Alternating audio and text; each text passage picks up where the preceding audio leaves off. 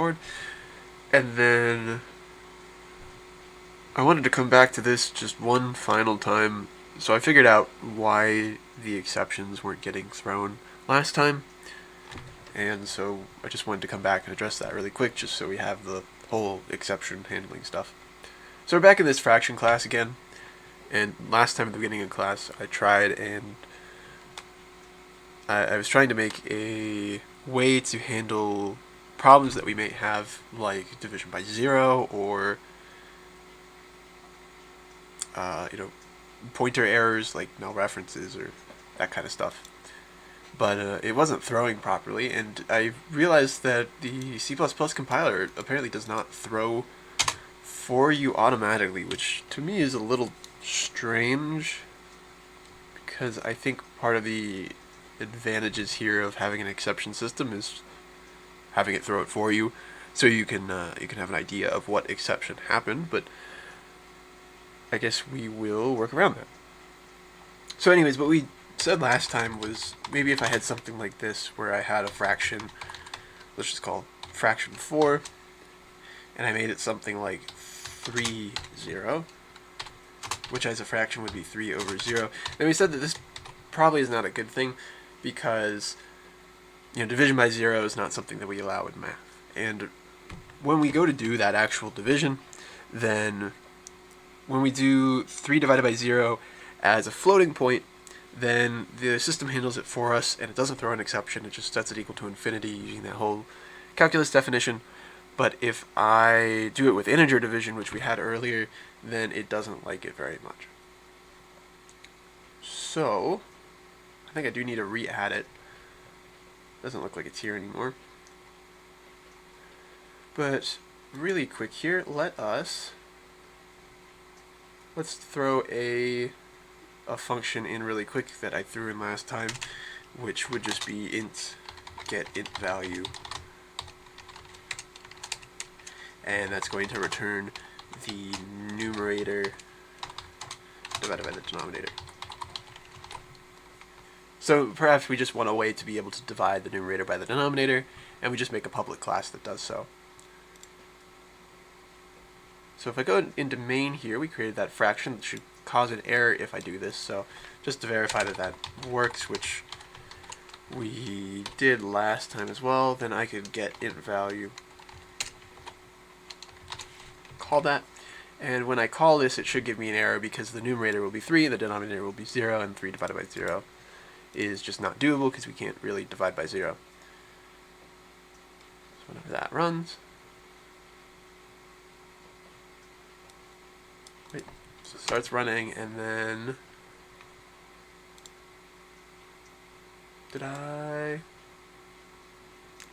okay, now this is super strange because I'm not calling it on the right fraction. That'd be why. I was like, this now everything's breaking, because this actually at least gave me an exception last time. It seems to have thrown something, maybe. Stop running at bare minimum.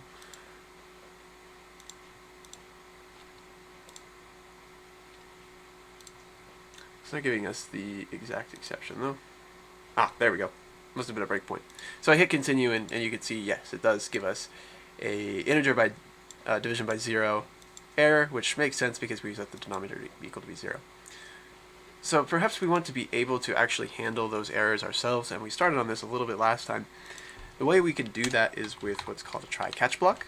So you put try, and then any code that you want to try to run, and then you put a catch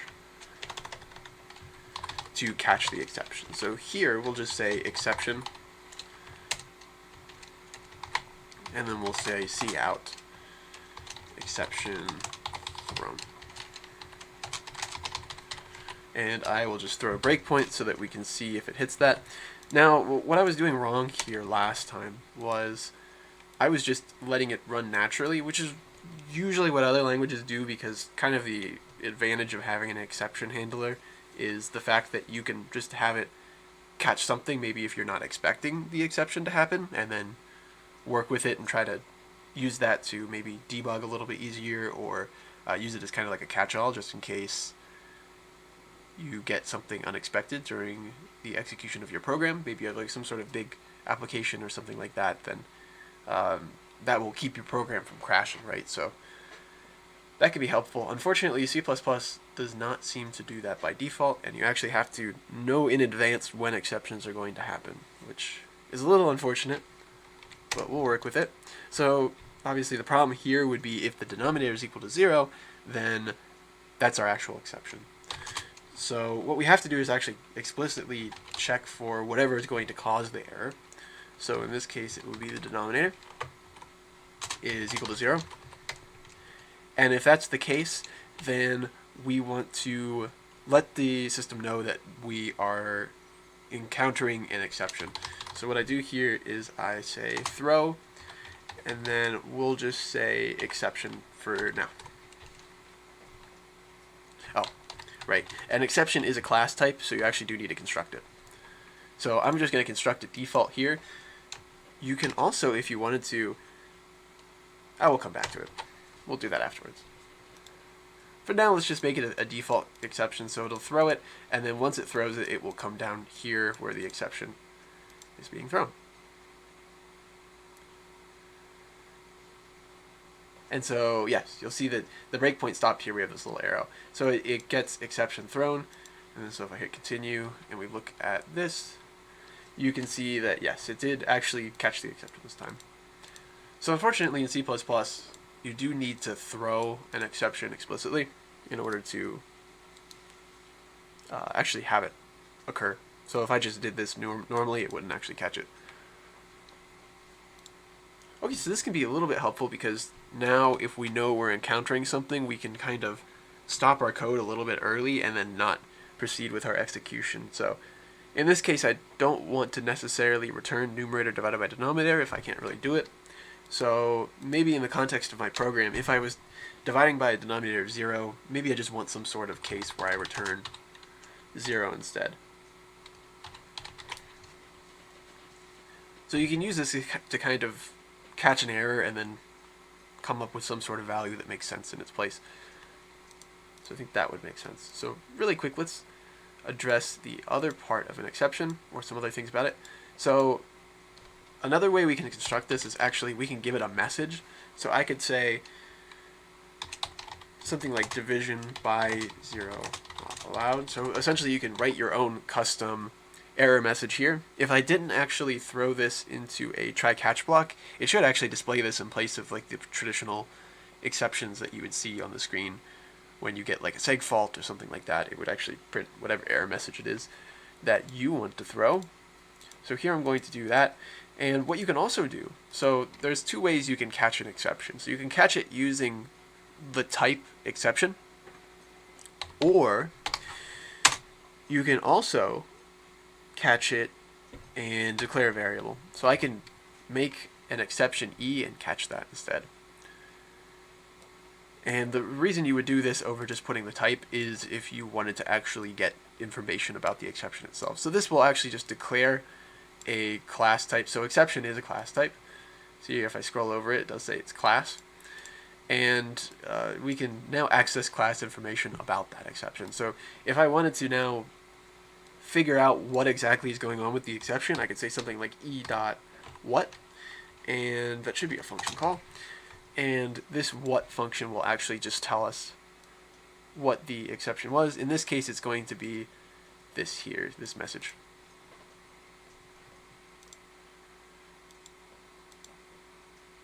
So if I throw this now, let me remove the breakpoint, we should see that it'll print instead division by 0 not allowed. So you can kind of make your own custom exceptions that are different than the ones the compiler normally generates, and then get messages like that. Or potentially just handle it if you wanted to handle different exceptions being thrown. Right. So a few other things to note. Because exception is a class, it does have inherited classes that go along with it. So exception is kind of like a base class. It's the general, parent class to everything else. And we have some other ones. So, while you've been programming in this class, you probably encountered something like bad read access error or we have zero division there, or a seg fault or something like that. So we can actually specifically look for that too. So if for some reason I didn't want to throw just an exception, I actually have the ability to throw, let's see, so I think there's a bad access, bad alloc. That should be fine. So this is the name of another exception. I could say bad allocation, and then just say something like bad allocation here. Obviously, this isn't an actually bad allocation. This one doesn't take a string. Oh, it's inaccessible. So I guess they don't let you override the message on some of these. Oh well. Well, we should see that it will print bad allocation regardless, or whatever the default error message is. Which is just bad allocation, I guess. So you see you can throw different exceptions as well. And pretty much everything that you would expect to have, like seg faults or that kind of things, you can throw an exception type of. So there's a lot of them. I probably won't go through all of them, and I'm sure I would miss quite a few. But maybe I can post a list of all of the ones that C++ supports in the Discord. Okay. So then something else we can note about that is that if these are inheriting from exception, and we can make all these custom ones and throw those instead, we could actually do the same thing ourselves. So maybe I want to make a individual exception class that's specific to this fraction class that I'm doing. So maybe I want to make one that's just fraction division by 0 or something like that. So what I'm totally allowed to do is I can say class fraction division by 0, or whatever name you want, and then I can inherit from exception. So I don't think we've talked about this before, but it's totally okay to inherit from classes that exist inside of libraries already. So exception here is in some sort of exception library, and it's in the namespace standard. I can totally override that and create an inherited class from that. And so this new class that I've created, I should make sure this is public as well. This new class that I've created is going to have everything that exception has. And really, I don't need anything aside from this. I don't even need anything in this class, I suppose, although we could add things. Really, I just want the advantage of making a distinction between this fraction division by 0 exception and this public exception. So you'll see if I go down here, I can actually change this to something like fraction division by 0. And now we should get, I don't think I put it in a message, so it will probably be just, yeah, generic unknown exception. But you'll notice it is actually able to specifically catch this now. Right, so we can create our own exception classes and just kind of work with that. I think that can be particularly useful if you have like a really big project and you have very specialized classes. Then sometimes it's nice to have something like that where you can just give some very specialized error message to the user. Does this one allow me to put the string in it, or I have to write it explicitly? I suppose we would have to override that. So we'd have to look up whatever the function names are and figure out what that is, but I suppose we'll leave that for now. Right, so the last thing I think we should note about this is that I can also do multiple catches and have that work as well. So I created this fraction division by 0 exception, so I'm totally allowed to use, instead of the exception, maybe if I wanted to only catch fraction division by 0, and we'll just call it E here, then I could change it to only catch errors of that type. Now I can also throw extra catches in here, and I can have these catch more generic examples. So I could have this one catch the bad alloc versions, and then print something if that's the case as well. So let's just say return 1. So if I throw a breakpoint really quick, we'll just throw it here, I guess.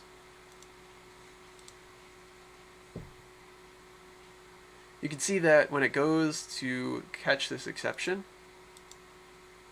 that it does go, in fact, to this fraction division by 0 block instead of the bad alloc one. So we can kind of catch multiple exceptions if we just throw these all at the end here.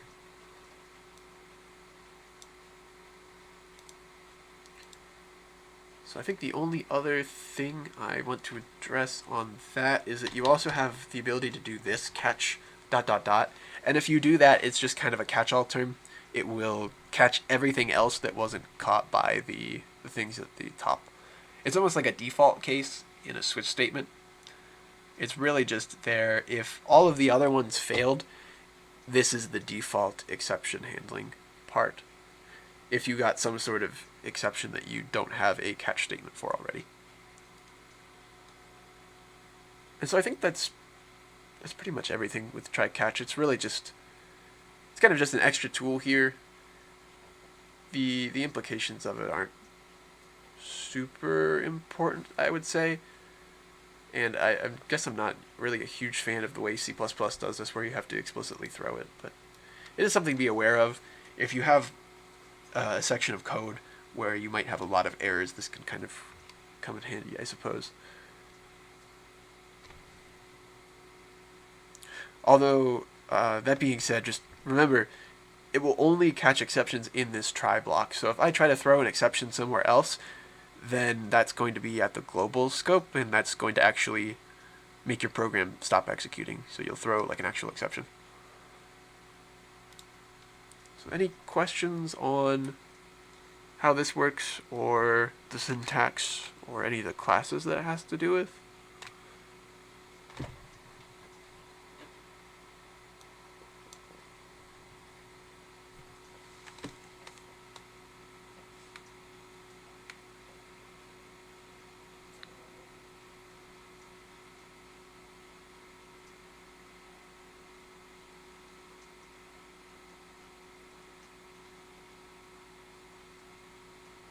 Okay. So I guess on that note, we're finally done with all the programming stuff. I think that's the last thing that we have to talk about that's C++ related.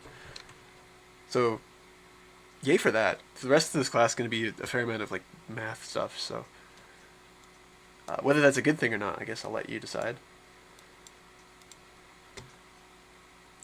But really quick, before we start talking about that, let's take a moment to look at assignment 7. So I uploaded this last week, and it's due next week. And I just wanted to take a quick look at it. So it has to do with the template stuff that we talked about last time. So we have here, we're going to read in some integers, decimal numbers, so floating points, and characters and strings. And what we want to do is we want to put them into these buckets, in other words, lists that we're going to write, and then sort them based off of whatever data type they are. So integers will be, let's just say, in ascending order from 3 to, if I have like 3, 10, and then 8, it would be 3, 8, 10. So we want to implement some sort of way to sort them, and then do the same thing with the strings and the floats and the characters. So in order to do that, we have this bucket class, and there's going to be two versions of it. So the bucket class here is going to be an abstract class. You don't actually instantiate it, so it's not specific enough. But then we have two bucket classes, static and dynamic. So the static bucket is just going to statically allocate space for these things, and the dynamic one, the main difference is that it's going to dynamically allocate it. So by that I mean the static one is just going to allocate an array of a fixed size, whatever it's decided to be, maybe like 20, something like that, and then it will never resize itself. It's just going to be that one array. So you can do the standard array declaration that you're used to from 135, and then the dynamic one, we're going to need to dynamically allocate the array, and then if we run out of space, we'll need to allocate more to store it in. And I'll leave that up to you as to how you want to implement that, but if you kind of want to use the easy implementation, remember that there are two classes I think I've written. So the example I uploaded on Monday, and then there's another one from a few weeks ago that pretty much already have the code for that allocation. So feel free to use that as a reference.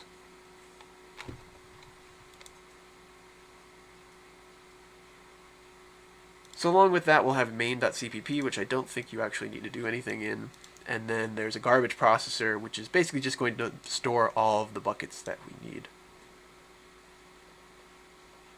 And then I think this is just a brief explanation, but I think it might be more helpful if we actually look at the code itself. So open that up a little earlier. So we're going to have a few classes here. We have these headers for all of the buckets. So the normal abstract bucket class, and then the dynamic and static, and then the garbage processor. So this bucket class is going to need to store things and sort them, and that's about it. So you see here that it's declared to have, I don't know why the zoom in's not working. Oh well. It's a template class, and it takes some generic type called type. So I called it T last time, but we could call it anything.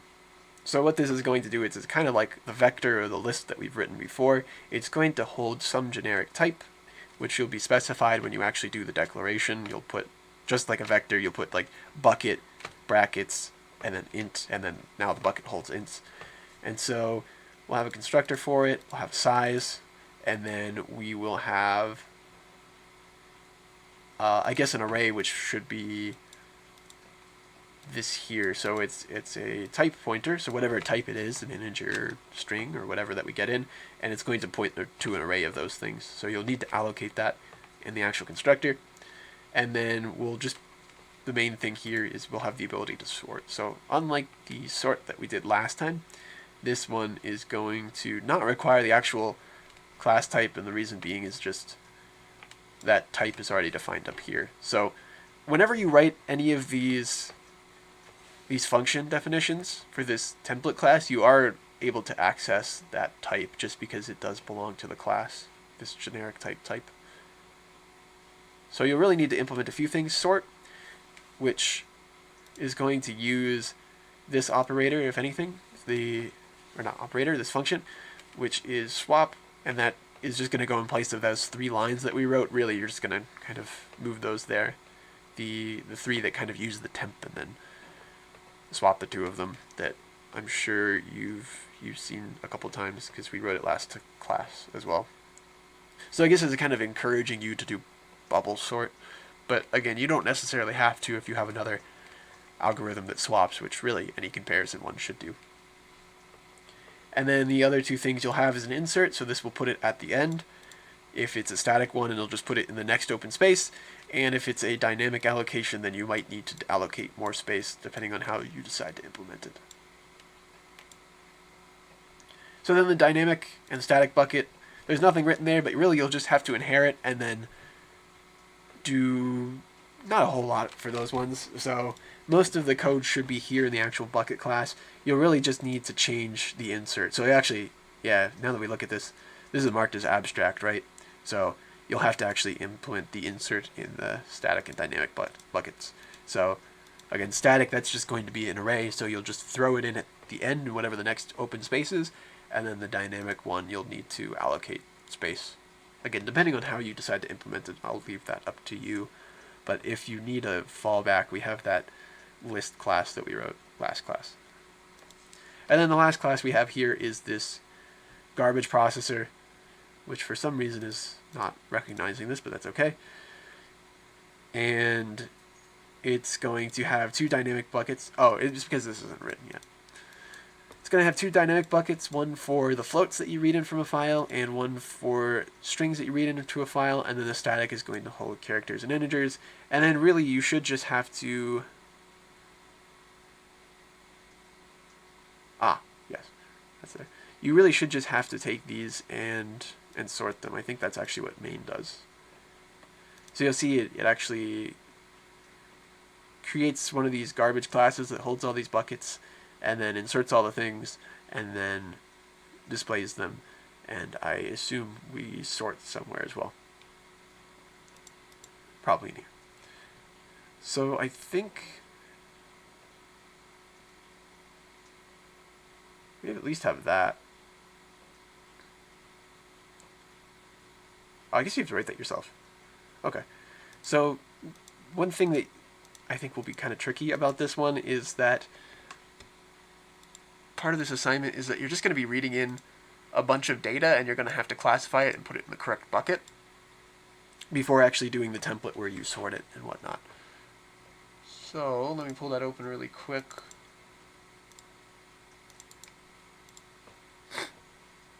So the input file just consists of a bunch of random stuff. So here we have like a character, and then we have an integer, and then a float, and then another character, and then stuff like this will be strings. So what you'll need to do is you're going to need to figure out as you read, which is going to be done in the insert function. You can see here the insert item function that you're going to have to write. That one. You're going to need to figure out what data type is this thing. So you'll need to finish writing these functions that tell whether the data that you read is an integer, it's a decimal, or it's a character.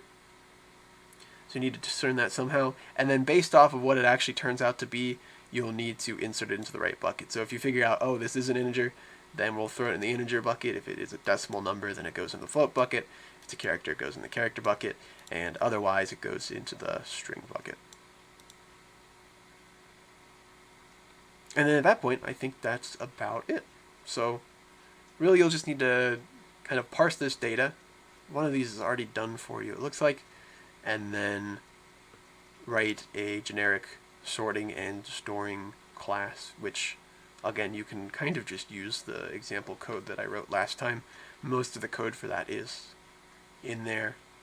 Just kind of coincidentally, I wrote something similar to this, which I guess makes sense because I think that's usually the example people give for dynamic allocation. But any questions on this so far? I know everybody's probably worrying about assignment 6 before this, if anything.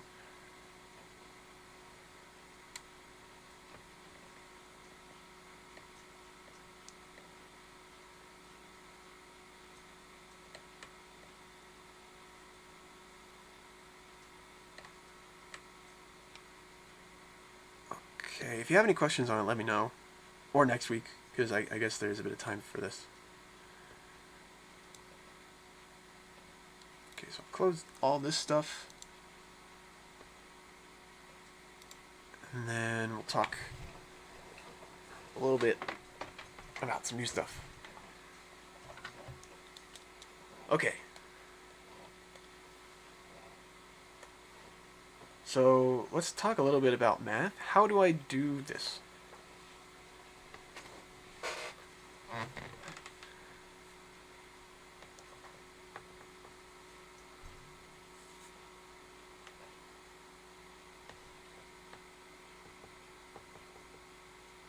So the way I do, yeah, exactly, you got it. So factorial, right, is you take whatever the number is. So in this case, it's 5 times 4 times 3 times 2 times 1. And you just multiply by every number that comes before it, right? So this is 5 times 4 times 3 times 2 times 1. Okay. So let's do a couple of these really quick. So let me erase this so we have room. So let's just do a few here. So let's start with some counting numbers. So we'll talk about 0 factorial, 1 factorial, 2 factorial, 3 factorial, and then maybe we'll just stop at 4 factorial. I guess 0 factorial is a bit of a special case, right? That one I can't actually do 0 times anything because there's nothing below it. So we'll skip that one for now. 1 factorial would just be 1. And then 2 factorial would be 2 times 1. And 3 factorial would be 3 times 2 times 1. And 4 factorial would be 4 times 3 times 2 times 1. Alright. So hopefully that's clear so far. We just multiply by the number all the way down.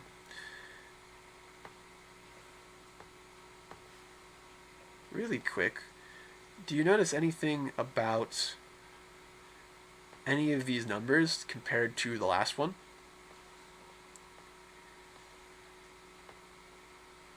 So let's just say I went from 2 factorial, 3 factorial. What's the difference between 2 factorial and 3 factorial in terms of how I write it?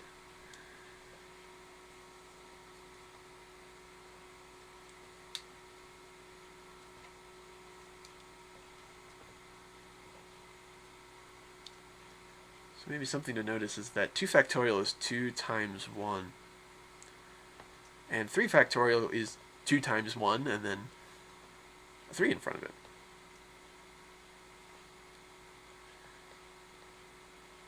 Okay, well, I can almost do the same thing here, right?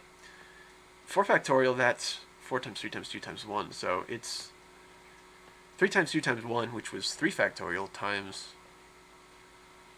4. Let's just do it in blue, I guess.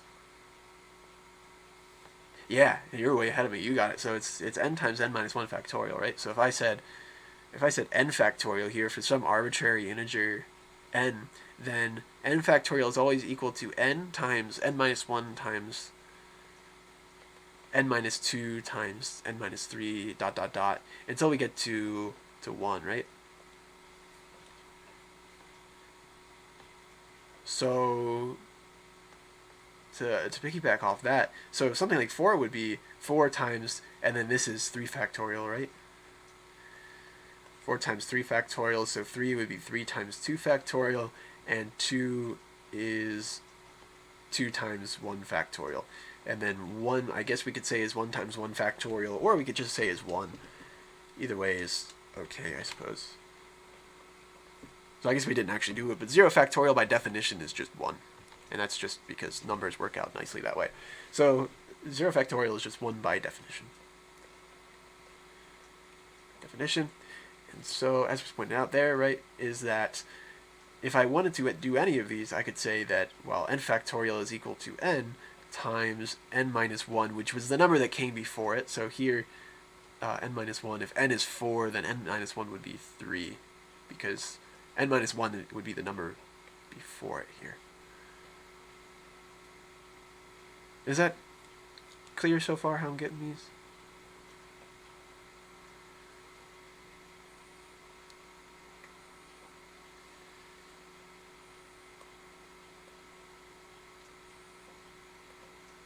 Yep, okay.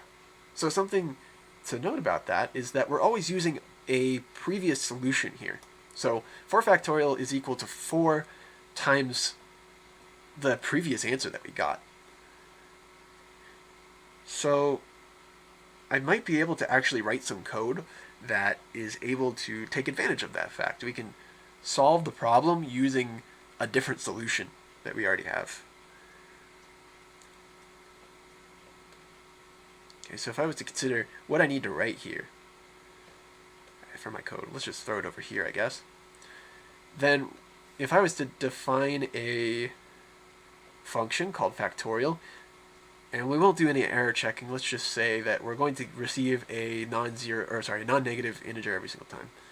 So I write some sort of function that says int factorial or int fact, and then it takes in an integer n. Then what we could say is that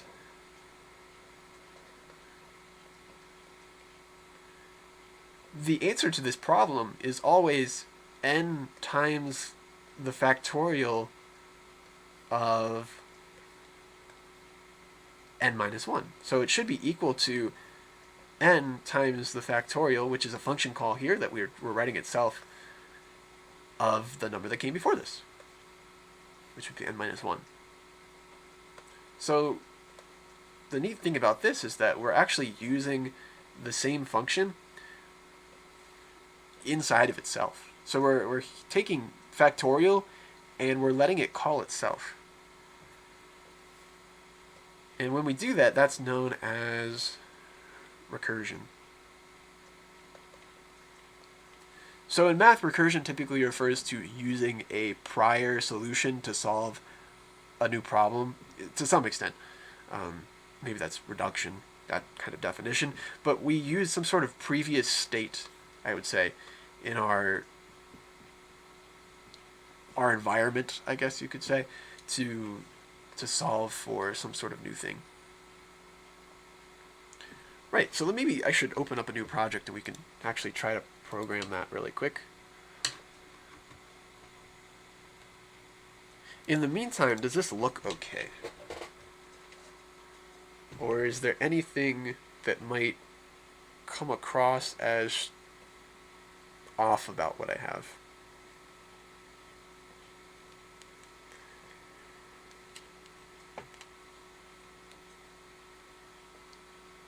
Looks fine? Okay, fair enough. So then really quick, I'm going to go over here. Let's try to program this.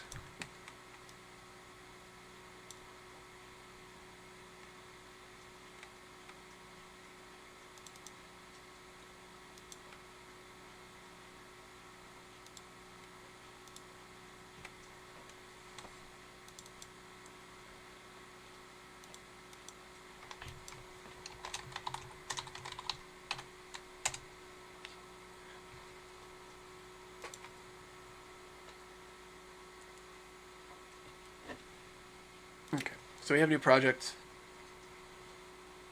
Let me just delete all this. And then we will say int let's just write out factorial. And it takes in an integer n.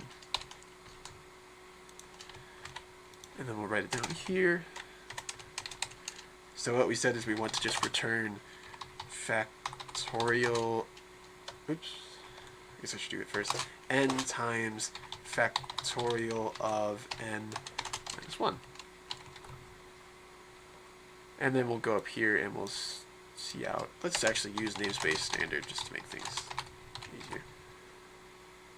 So we'll see out factorial of, let's just say 5. So then let's just work that out really quick just so we know that we're getting the right answer. So factorial of 5, or maybe we'll just do 4. So 4 factorial would be 4 times 3 times 2 times 1. 4 times 3 is 12 times 2 is 24. Okay, so if I do 4 factorial here, then we should expect to get 24. So I will go ahead and run it and let's see if that happens.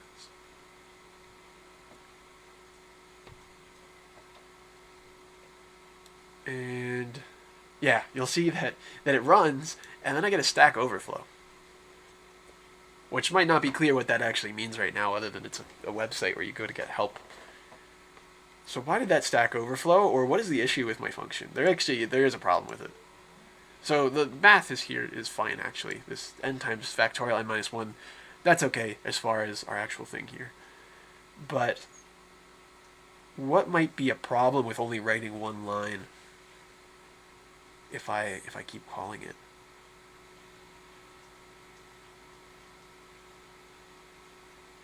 So consider if I walked through this with the 4.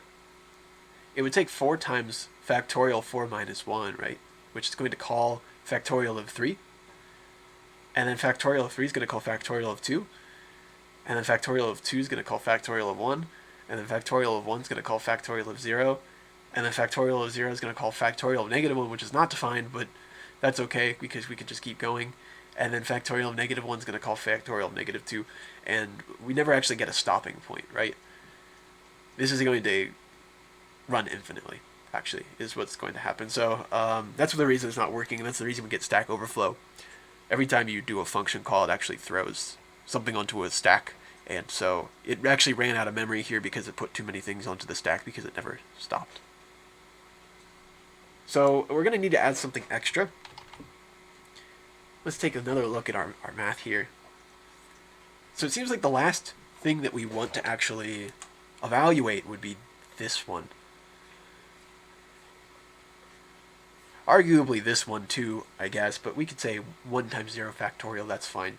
You can implement this in multiple different ways.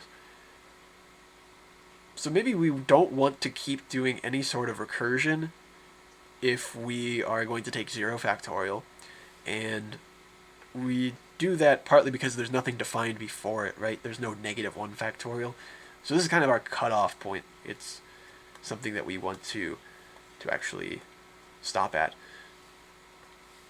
So what you'll need in your recursion here is if n is equal to 0, then we want to just return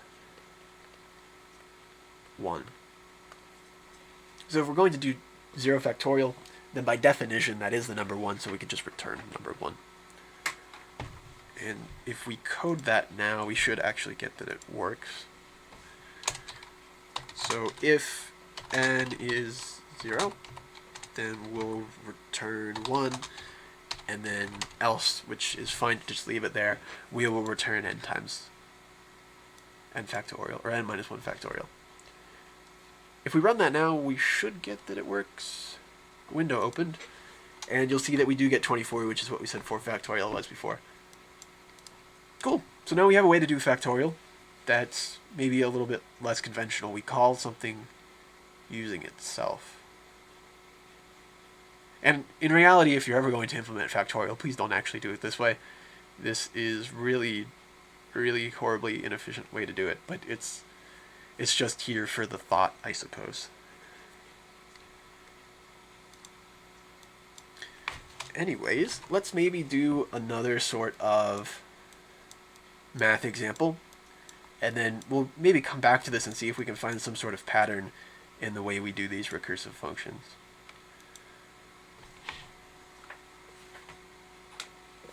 So I think the next thing we want to do in math here is, let's just say, we'll do the Fibonacci sequence.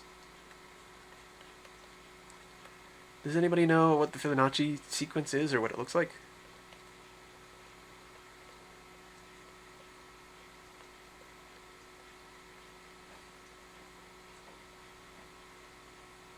And there's multiple ways to define it, so maybe you have a different one than I do, which is fine.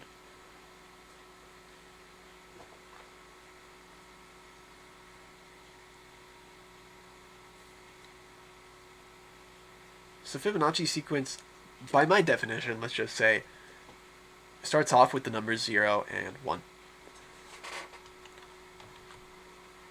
And the way we do any number after that is we actually just take the 2 that came before it. So f2 here is what I'm going to say is equal to f0 plus f1, which is 0 plus 1, which is 1. And then f3 would be equal to f1 plus f2, which is 2. And then f4 would be equal to f2 plus f3, which is 1 plus 2, which is 3. And then f5 would be equal to f3 plus f4, which is 5, and then we'll just do one more really quick. f6 would be equal to f4 plus f5, which is 3 plus 5, which is 8. So Fibonacci sequence is just a sequence where you take the previous 2 numbers and you add it up and it gets to the next one.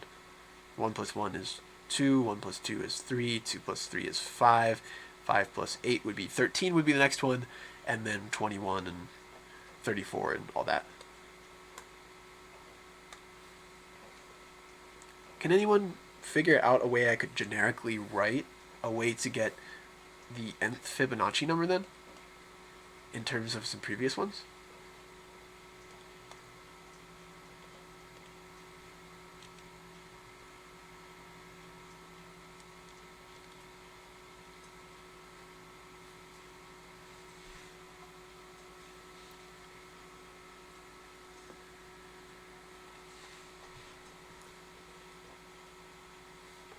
Yeah, you got it, right? So any nth Fibonacci number will be equal to the n minus 1 Fibonacci number plus the n minus 2 Fibonacci number. In other words, the number that comes right before it, and then the number that comes to before it. Yeah, you got it. So that's right. So in a similar vein for our program, let's think of this as a function call. So then we know that any Fibonacci number is going to be equal to the Fibonacci number that is 1 behind it and 2 behind it. And again, this is going to be integers. We want to assume that there's some sort of positive integer. We start counting at 0. So let's just say int fib is the function we're going to write, and we'll write it with integer and again. Okay, so this part, that would be return, and then we'll take the Fibonacci number that's at the n minus 1 case, and we will add it to the Fibonacci number that is at the n minus 2 case. Alright. So does this look okay, or am I going to get another scenario that's kind of similar to the last one? Let me move the chat window a little bit over so we can see that a bit better.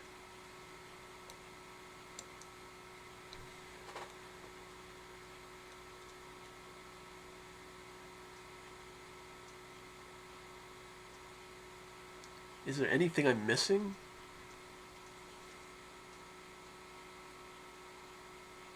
I suppose we can code it and find out again. We're going to need to write it regardless, though. Let's go in there.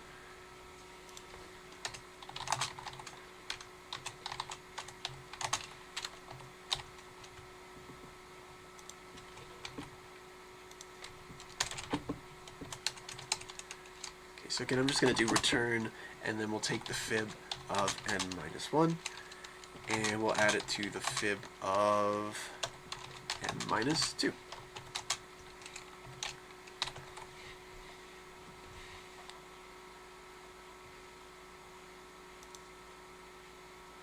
Oh, and I didn't actually call it, so it's not going to do anything. So it still prints factorial, and that's all we get.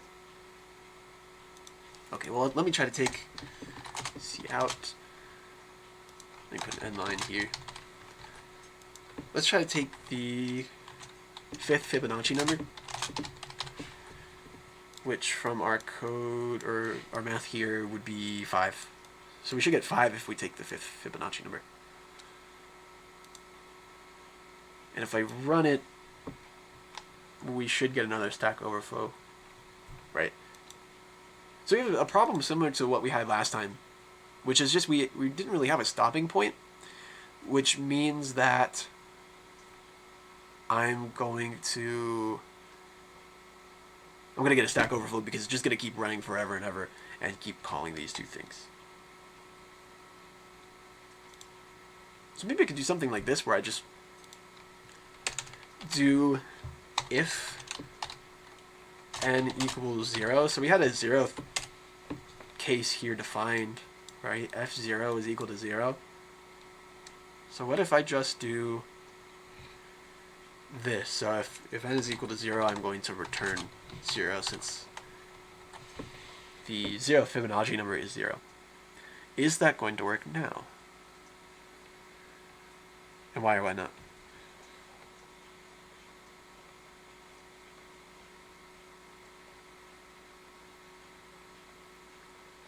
Ever terminate the program? Question mark? Okay, fair enough. Yeah, it's fair to be a little apprehensive about it. I might be tricking you. Let's try and run it. Let's see.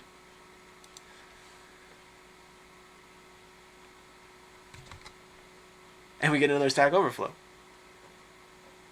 But why is that? I put a base case, right? Or I put some sort of stopping point. But it's still it's still giving us some sort of stack overflow. I want to hit the stop button, but the WebEx UI is in the way. There we go. So consider if I took, let's just say, the Fibonacci of 3, then this would take the Fibonacci of 2 and the Fibonacci of 1. Now, the Fibonacci of 1, I think, is the more interesting case.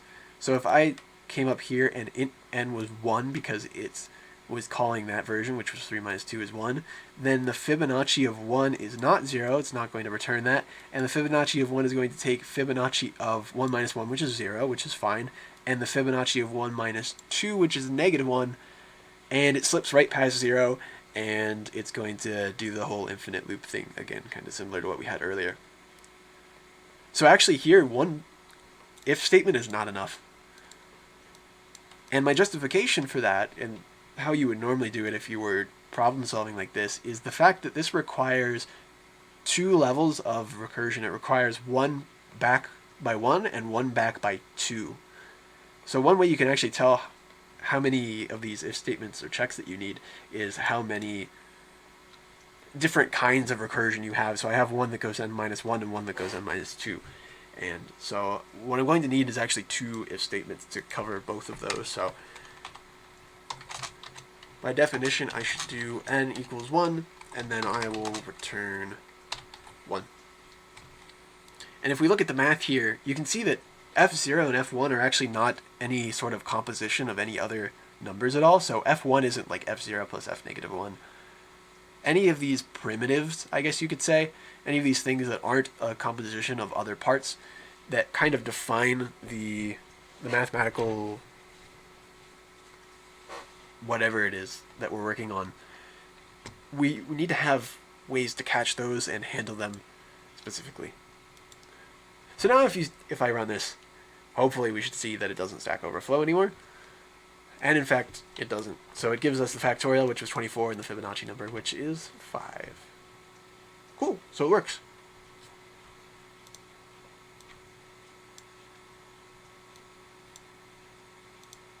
Alright, that's good.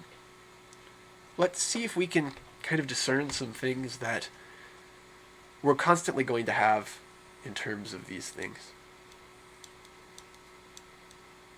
So I don't have this thing written there, but maybe we'll come back to it. But on both of them, I had an if statement that checks for some sort of primitive case, and then I called the function itself, which is the actual recursive part, is calling yourself.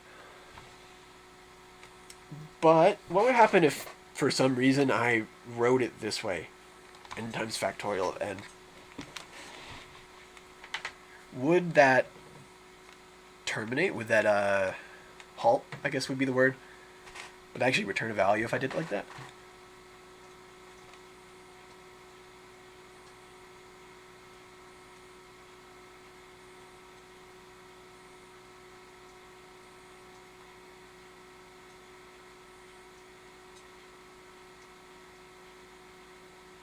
So what if I gave this something like 7 in this case? Then if I took the factorial integer 7, then obviously it's not equal to 0. It would return 7 times the factorial of 7, which is just going to come up here, and then it's going to say no, and then it's going to return 7 times the factorial of 7, and then it's just going to go back up here, and then it's going to plug in 7 again. So if I didn't have any sort of minus there, which we kind of did by the fact that we were writing it that way, right? So we said it was n minus 1, then it wouldn't actually ever stop because it wouldn't be changing. And likewise, if I, for some reason, did this as n plus 1, and in fact, if I was to maybe try to do this the other way, so if I was to try to go and, instead of doing this where I multiply by the biggest number and then go my way down, I could always try to do like 1 times 2 times 3 times 4, right? So I could say I could multiply by factorial n plus 1 or something of that effect. Then hopefully you should notice that this doesn't work either. And I'd have to do a little bit of extra setup if I wanted to do it this way.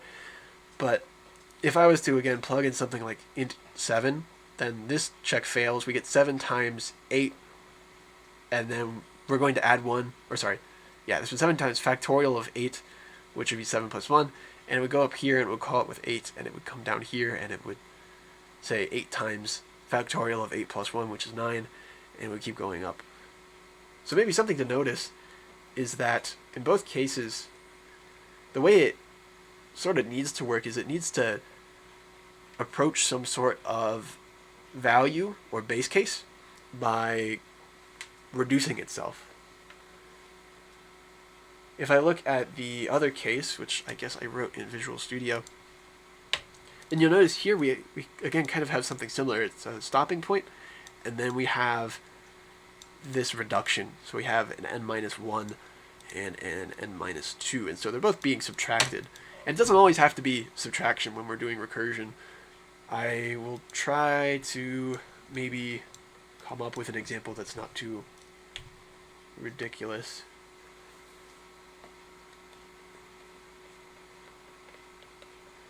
If I just write this really quick. So if n equals 0, return 0. If n equals 1, return 1. So across both of these, we have a stopping point, and then we have some sort of way to actually make it smaller. So in terms of math, and I guess we use this term in computer science, or these terms in computer science a lot too, is these are base cases. They're cases that can't be broken down recursively, and we can't actually go and say, oh, this is going to be equal to the Fibonacci of some other value. They're stopping points, or I guess you could say beginning points if you're going from start to finish, like in our math there. And they're primitive. They can't be broken down anymore. And then the other part we had here was we had subtraction, which again, it doesn't have to be subtraction, but we need some sort of way to make these smaller so that they're actually going to approach the base case. And this is what I would call a reduction operation.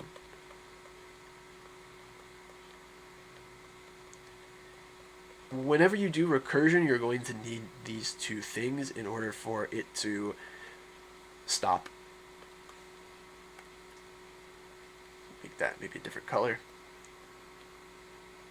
So this part up here is the actual stopping point, and then this part down here is the part that actually allows us to approach that stopping point so that we can actually reach it. Any questions on any of this stuff so far?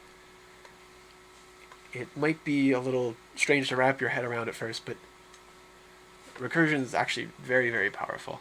Probably, in my opinion, the most important thing that we talked about in this class.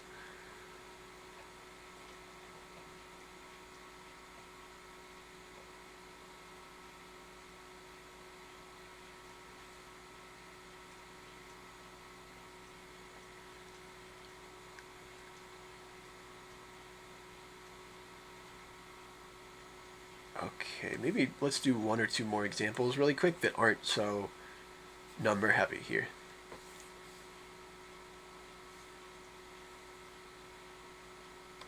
I guess one other thing to point out is that you could do any of these with a loop, with a while loop or a for loop. One thing about recursion is that you can actually replace any loop with recursion. Maybe first, just for the sake of the example, we'll do something like this. So if I wanted to write for int, and we've been doing it the reduction way, which is to start at the high point and work our way down. So I'm going to do an example where we start at n equals, let's just say I have the length of some array or something like that, and then I go while n is greater than or equal to 0, and minus minus. And then I do something with n.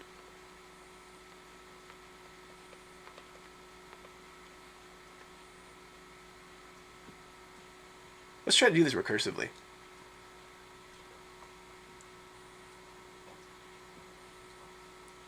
So first things first, let's just make it void.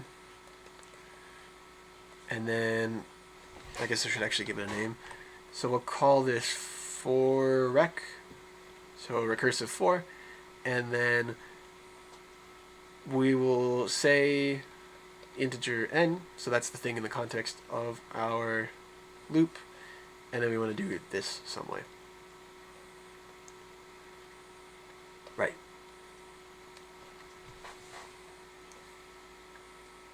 So we have a couple things to worry about here. We have to worry about the fact that length is our starting point in this loop, so it's the initialization. We have to worry about the n equals 0, and we have to worry about the n minus minus. Now, the n being length, I'm kind of being facetious about. That's not something we can do here in this actual function. That would have to do with the call that we're actually doing for it. So if I wanted to make it start at length, I would actually have to do a call in whatever function, main or whatever. I would need to call it with length to have that be the starting point. But the other two parts we'll actually address inside of the loop itself. So then, now comes the problem of how do I check when to stop? So how do I address the n equals, or n greater than or equal to 0 part, and how do I address the n minus minus part? So first things first, it would help if it was actually on screen. Any guesses as to how I can handle the n greater than or equal to 0, or how I can stop that?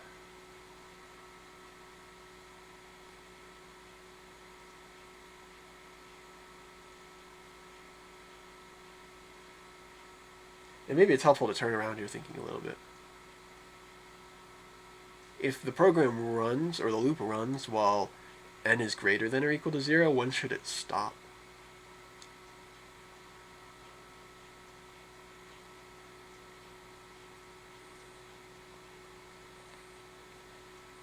It would have to be true about n if we wanted to stop running this.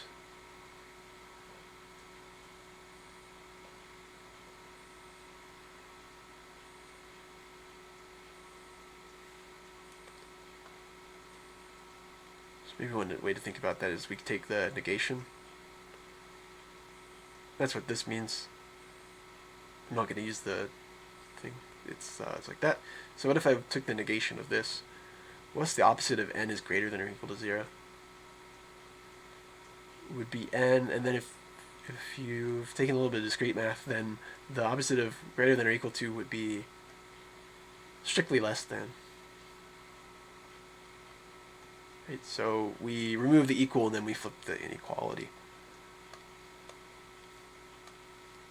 So if I wanted this to stop when it's not greater than or equal to 0, then I could say that if n is less than or equal to 0, or less than 0 rather, then I can return.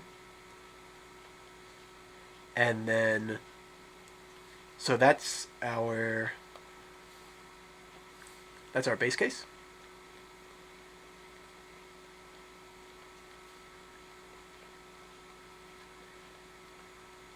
And then you'll notice that this is making something go downwards, right? So this is an example of reduction, or reduction operator. Similar to like the -1 and -2 that we had in the last one. So in order to account for that, we will just say that we want to call for recursively. And we're going to call it with n minus minus, which is the same thing as doing n minus 1. Right, so you notice it's almost like the equal part is on the inside of this. Reduction operator.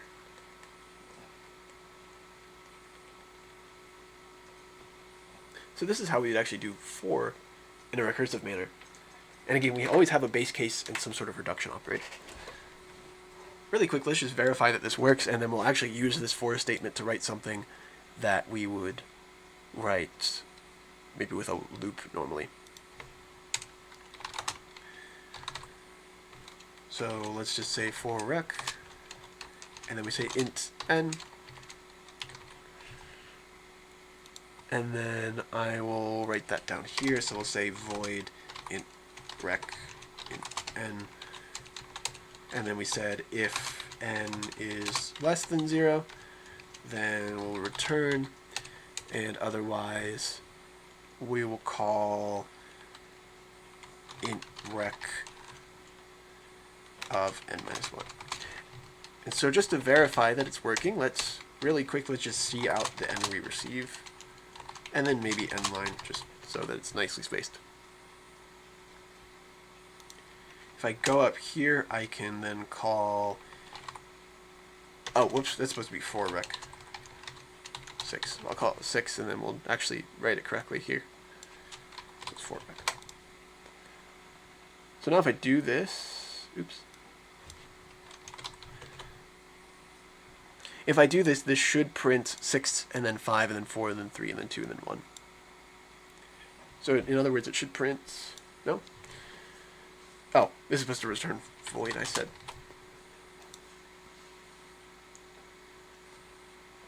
And we'll see that it does. So actually, it goes at -1, but that's the base case that we're checking. So you'll notice that it does the exact indices that you would see in this for loop that we wrote. Whoops. So if I had like for int n equals length to n greater than or equal to 0, that would go through and it would use 6 through 0, right? Now this one I have ends up printing -1, and the reason that is because I put the print statement before the if, but notice that the code actually wouldn't get executed if it was -1, so the indices are still fine. What this allows us to do is actually create a loop. So in this case, a for loop that just goes through all of those things. And I could actually just throw code in here that does something that I would normally throw into a for loop and then do it recursively.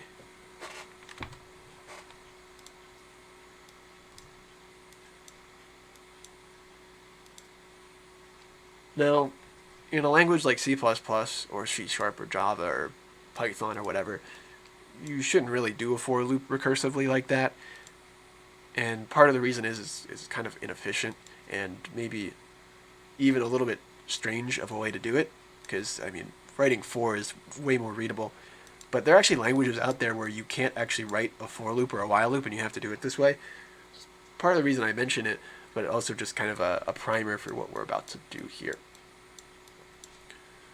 Right, so I think for the last example, hopefully we have time to get through it, is let's actually apply this to something that might have some sort of use. Let's say I have an array, and let's just make it, I don't know, an integer. I guess it doesn't really matter, it could be any sort of generic type, and we'll say that's int list, and it looks something like this, where it's just this long. So maybe for the sake of this example, let's say that it is 5 long. So this is 0, 1, 2, 3, 4, and then it has some numbers in it.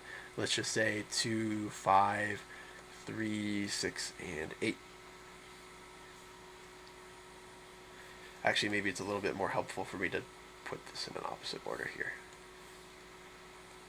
8 and 6. Now let's say I want to sort this. So if I was to do bubble sort, then we could do 2 of those recursive lists, essentially, and then do something on the inner for loop that involves swapping them. But honestly, I don't really want to do it that way. I'd kind of rather do it with selection sort because I think that's easier. And I maybe know something about the assignment coming up, so I think that's a good place to start. So does anybody remember how selection sort works? And if not, I can review it. Maybe you didn't even go over it in 135, because I think they kind of focus on bubble sort, if anything. But what selection sort does is it goes through and it picks the biggest number every single time and moves it to the end. So in selection sort, it would pick 8s and then put 8 at the end and swap it with whatever is actually at the end. So 6 would go there, and then 3, and then 5, and then 2, and then it goes through the rest of the array and then finds what the biggest is. So in this case it would be 6, and go there, and it would put 6 at the end. So this would be like loop 0, loop 1, loop 2, and it basically figures out what the biggest number in the list so far is and puts it at the very end of the list. So the next one, if we looked at the rest of this list here, it would say, oh, 5 is the biggest out of these remaining ones, and it would move it to the end of that thing. So selection sort is an algorithm that basically just identifies a max and moves it to the end of the list, and then on the next iteration, it sorts the list before that. So in the same sort of way, bubble sort, we have that -i when you do like the 2 for loops. So you have something like for int I equals 0 to length. I'll just write it this way for the sake of brevity. And then for j equals 0 to length -i. With bubble sort, we stop I early every time because we know that I things have been sorted. The same sort of thing applies to selection sort. So if I was to pick the biggest thing in a list and put it at the end, then the thing at the end is already sorted. We know that, right? So we don't need to actually go through the whole list again. We can just go up to everything before that and then sort it. So here, if I picked that 8 was the biggest, I would sort this list next.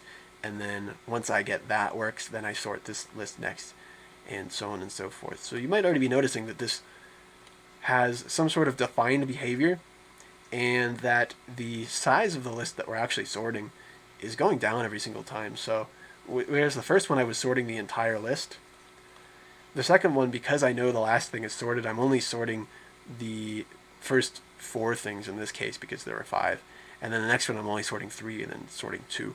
So there's some sort of reduction going on, which was part of our actual operations for recursion. And then we also have a base case here, which would just be sorting a list of 0. So let's try to think this through maybe recursively.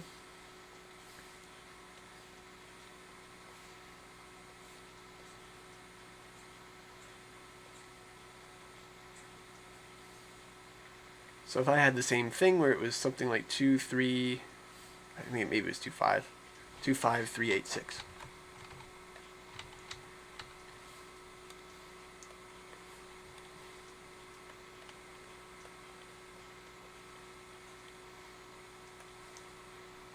Then on the 0th one, I want to find the biggest element. So we'll find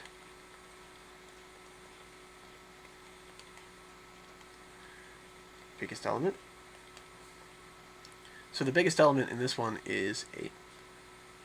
And I move that to the end, and I swap it with that. So the list I get now would be this one. On the next iteration, what we're going to do is we're going to take this and we're going to sort just this list instead.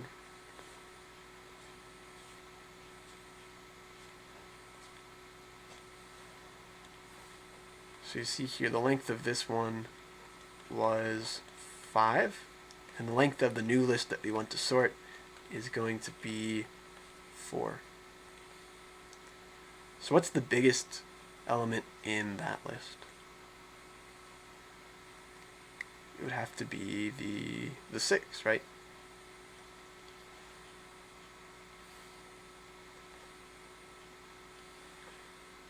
So I can take a 6, and then I have these other ones that are still unsorted.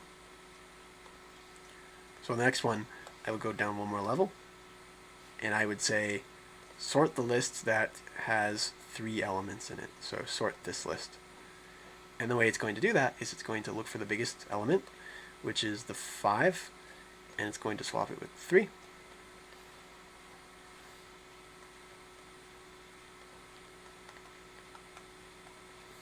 And put it at the end. And then it's going to say sort the next list, which is just the list of 2 and 3. And you'll notice that that one's already sorted. It actually already has 3 at the end. And at that point, we're done.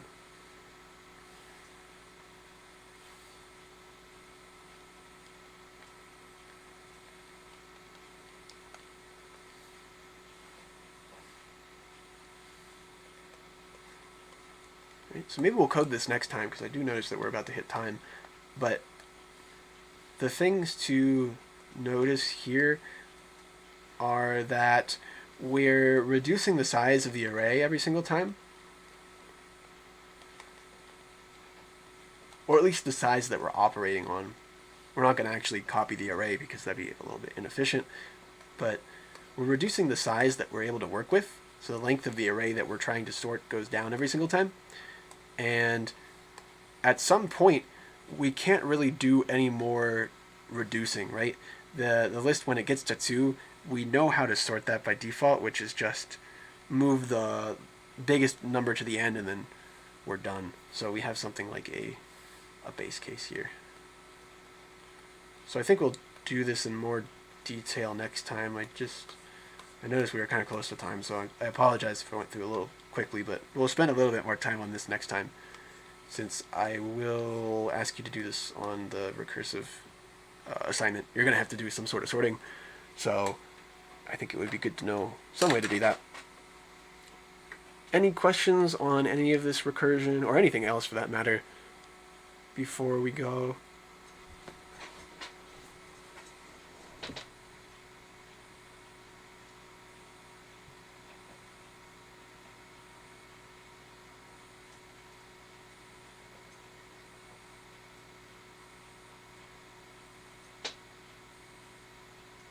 Alright, well, I will stick around if you do have questions, but if not, I guess I will see you all on Monday.